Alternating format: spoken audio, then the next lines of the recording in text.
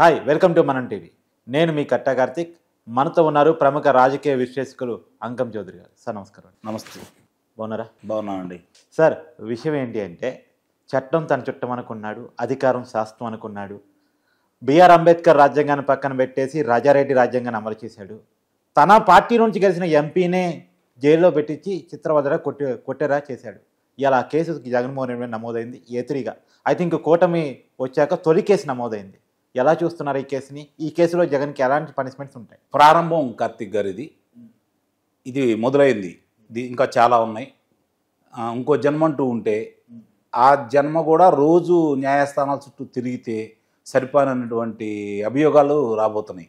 అంతేనా? వాళ్ళ మీద అందుట్లో ఎన్ని కేసులు పెట్టబోతున్నారు జగన్? సుమారు నాకు తెలిసి 112, 113 దాకా ఉన్నాయండి. 112, 113 కేసులు పెట్టారు. అంటే చాలా విధ్వంసాలకి ఆయనే మూలకాలకుడు. ఆయన యొక్క అనుమతితోటి ఇవన్నీ జరిగినాయి అని చెప్పని సాక్ష్యాధారాలతో సహా ఉన్నాయి. అంటే నిన్న పేరు నాని పెట్టాడు, ప్రెస్ మీట్ పెట్టేసి ఇదంతా ఎర్రబుక్కు కేసులు, ఏమీ కావు ఇవి అని చెప్పేసి మాట్లాడాడు. మంచిదేగా. అదే ధైర్యంతో ఉండమనండి విదేశాలకు పారిపోకుండా. అదే ధైర్యంతో ఉండమనండి విదేశాలకు పారిపోకుండా. విదేశాలకు పారిపోతాడనా? నిస్సందేహంగా అనుమానం ఏముంది దాంట్లో? అంటే ఎడిపోతాడని. కుమార్తె గారిని చూడటానికి వెళ్తారు, మళ్ళీ రారు. గతంలో నేను చెప్పాను, మనమే మాట్లాడుకున్నాము. ఎన్నికల ముందు ఫలితాల దాకా అక్కడే ఉంటారు, ఫలితాలు తిరగబడితే రారు అనుకున్నాం. అంటే ఆయనకు పార్టీ ఉంది కదా సార్? దేనికి ఉంటుంది?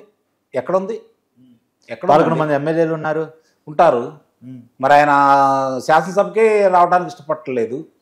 ఇంకా నేను ఇంకా ముఖ్యమంత్రి అనే ఆలోచనలోనే ఉన్నారు.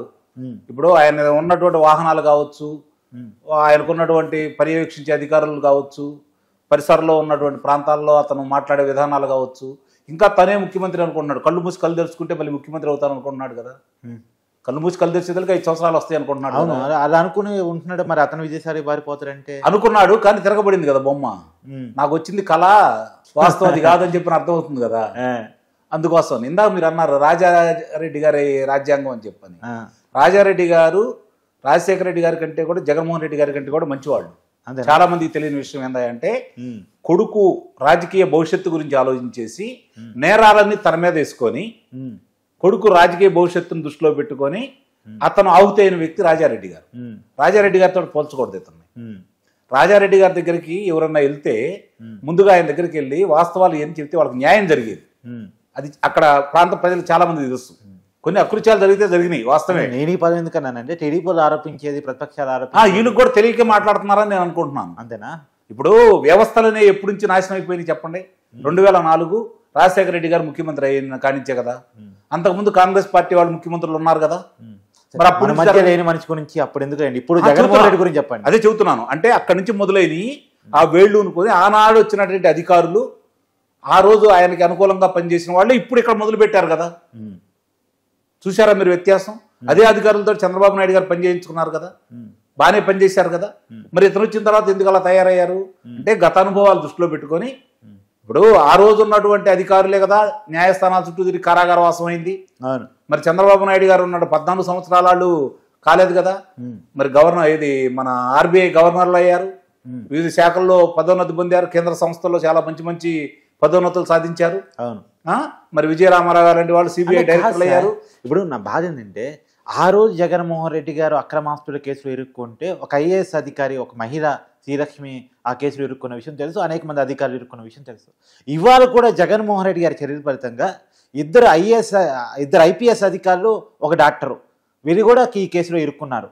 అంటే ఎందుకు అధికారులను జగన్మోహన్ రెడ్డి బలి చేస్తూ ఉంటాడు పదే పదే? ఇంకొక మర్చిపోయారు మీరు, వెంకటరెడ్డి గారు, వాసుదేవరెడ్డి గారు. అవును, వాళ్ళు కూడా. అంటే ఈ పర్టికులర్ కేసులో నేను అన్నాను, అదే ఇతర కేసుల్లో కూడా. అంటే ఇప్పుడు ఏమవుతుందంటే వాళ్ళు ఏమనుకున్నారంటే ఇటు 23 స్థానాలకు పరిమితం అయిపోయింది, 151 స్థానాలు వచ్చినాయి వీళ్ళకి. మళ్ళీ ఒకవేళ ఎన్నికలు జరిగి ఏదన్నా వ్యతిరేకత వచ్చినా కూడా 10-20 స్థానాలు తగ్గినా కూడా మళ్ళీ ముఖ్యమంత్రిగా అయినే ఉంటాడు. ఈలోపు మన పదవి బాధ్యతలన్నీ పూర్తయిపోతాయి. ఇది నిజంగా కళ, ఇది నిజమైన కళ. నిజంగా ఇది వాళ్ళు కన్నా కళ ఇది. ఇప్పుడు కళలన్నీ నిజం కావు కదా. అంతే కదా. కళ్ళని ఊహా చిత్రాలు, దాంట్లో రకరకాలుగా వస్తా ఉంటాయి. మన మనసు ఎలా ఉంటుందో కళ్ళు కూడా అలా వస్తాయి, గుర్తుపెట్టుకోండి. మన మనసును బట్టే కళ్ళు వస్తాయి. కాబట్టి ఆ కళ్ళు నిజం అనుకున్నారు వాళ్ళు, అంటే వాళ్ళ మనస్తత్వం నిజం అనుకున్నారు అది. కానీ ఇక్కడ పరిస్థితి వేరు కదా. ప్రజలు విఘ్నులు. కొన్ని విషయాల్లో కొంత అంటే జరిగే విషయాలను వాళ్ళకి ఏంటంటే వెనకడికో సామెత ఉంది, బ్రాహ్మణుడు గనక మేకపోతుని తీసుకుని వెళ్తా ఉంటే కుక్క పిల్ల అని చెప్పని చివరికి అది కుక్క పిల్ల అనుకుని 10 మంది కుక్క పిల్ల అంటే అది కుక్క పిల్ల అనుకుని అతను వదిలేస్తాడు. 5-6 చెప్పిన తర్వాత నిజం అనుకుని వదిలేసి వెళ్ళిపోతారు కదా. అలానే వీళ్ళు కూడా ప్రజలు కూడా కొన్ని విషయాల్లో నిజమే కావచ్చు అంటే కొంతమంది సార్. ఇప్పుడు మేమంతా సోషల్ మీడియాకి అండగా ఉంటాం వల్ల కానీ మెయిన్ స్ట్రీమ్ మీడియా మొత్తం వాళ్ళకి అండగా చేసుకున్నారు. బెదిరించో బాగుండి డబ్బులు పెట్టో ఇంకో రకంగానో మొత్తం నమ్మించే ప్రయత్నం చేశారు. అవును, వాస్తవం కదా అది. ఇది ప్రజల దగ్గరికి వెళ్ళదు. ఇప్పుడు సోషల్ మీడియా పుణ్యం అని యూట్యూబ్ వచ్చిన తర్వాత ప్రజల దగ్గరికి వెళ్ళింది. కానీ ఇప్పుడు ఆంధ్రాలో కానీ తెలంగాణలో కానీ ఏబిఎన్ లేదు కదా, ఆంధ్రాలో TV5 లేదు కదా, మహా న్యూస్ లేదు కదా.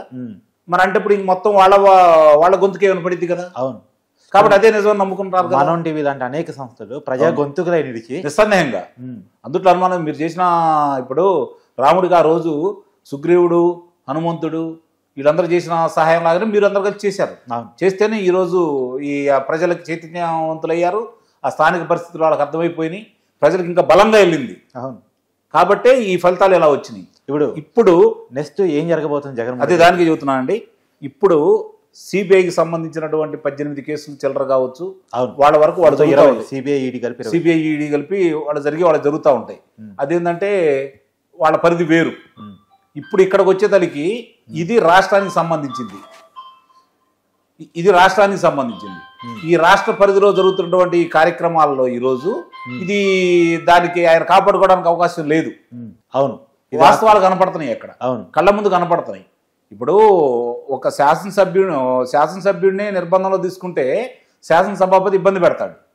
మరి అలాంటిది ఒక లోక్సభ సభ్యుడిని తీసుకున్న తర్వాత ఆ రోజు వాళ్ళకు ఉన్నటువంటి అధికారాన్ని అడ్డం పెట్టుకొని వాళ్ళని లోపరుచుకోవడం వల్లే ఆయన బయటపడ్డాడు. ఆ రోజు కూడా జగన్మోహన్ రెడ్డి అరెస్ట్ ఖాయం అని అంటారు నిస్సందేహంగా. అందుట్లో అనుమానమే లేదు. ఇదే కేసా ఇంకేదైనా కేసా? ఇంకా వస్తాయండి, ఇంకా 3-4 బయటకు వస్తున్నాయి ఒక్కోటి. వీటన్నిటికంటే కూడా కేంద్ర ప్రభుత్వం పర్యావరణ శాఖ వాళ్ళు ఎక్కువగా శ్రద్ధ పెట్టాలి. ఎందుకంటే భారతదేశం స్వతంత్రం వచ్చిన తర్వాత భారతదేశ వ్యాప్తంగా ఇంత విధ్వంసం జరిగి ఉండదు చెట్లు నరకడం అనేది. అవును, భారతదేశ వ్యాప్తంగా ఒక ముఖ్యమంత్రి ఇలాంటి కార్యక్రమం ఎప్పుడు చేసి ఉండడు. దాని మీద పవన్ కళ్యాణ్ గారు కూడా చేసి అదే చెబుతుంది. అది కూడా రాబోతుంది, గుర్తుపెట్టుకోండి. ఇవన్నీ ఒకటి కాదు ఒకటి. దీనికి సంబంధించిన అధికారులు, దాన్ని ఏ విధంగా అయితే ప్రేరేపించిన వాళ్ళు, వీళ్ళందరూ కూడా రేపు పొద్దున చెట్లు అన్ని కాజేశారు. రుషికొండ ప్యాలెస్ మొత్తం కొండను వేసి చెట్లు కొట్టేసి నేను ప్రత్యక్షంగా ఈ మధ్య చూసి రావడం కూడా జరిగింది. గతంలో ఒకసారి వెళ్ళినప్పుడు వెళ్ళనీ లేదు, మొన్న వెళ్ళి ప్రత్యేకంగా నేను చూసి రావడం కూడా జరిగింది. ఇంకా సందర్శకులకు అవకాశం లేకుండా ఉంది. అక్కడ అన్ని బారికేట్లు నిర్మించారు.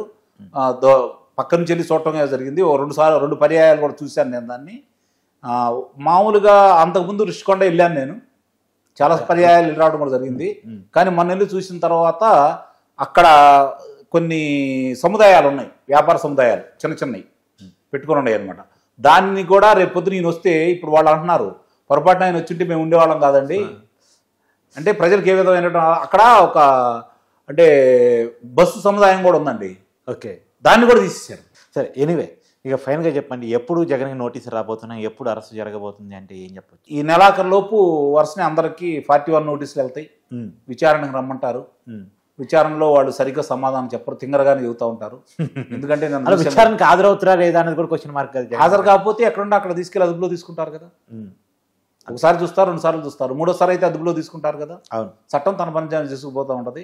ఇప్పుడు పిన్నెల్లి గారిని అందుకే కదా ఆయన్ని ఒకవేళ ఈ ఇబ్బందికరంగా ఉంటే బయటికి రాకూడదని చెప్పి ఆయన సాక్ష్యం చెప్పాడు కదా జగన్మోహన్ రెడ్డి గారు. నెల్లూరు అల్లా వెళ్ళి మావాడే పగలగొట్టాడు ఈవీఎం అని చెప్పారు, బలంగా చెప్పాడు కదా, ఇరికించాడు కదా. అంటే తోడు అదే ఒక ఆయనేమో వాళ్ళ కుటుంబంలోనూ వ్యక్తి అక్కడ బ్లడ్ తుడుస్తుంటే మా అవినాష్ అమాయకంగా నిలబడ్డాడని వివేకాచ కేసు గురించి వాస్తవాలు బయట పెట్టేశాడు. ఈయనేమో పిన్నెల్లి బాగోతారు మొత్తం బయట పెట్టేశారు జగన్మోహన్ రెడ్డి. అంటే జాతకాలు వాళ్ళే బయట పెట్టి అంతే, పక్కాడక్కర్లేదు ఇక్కడ. Thank you Ankam.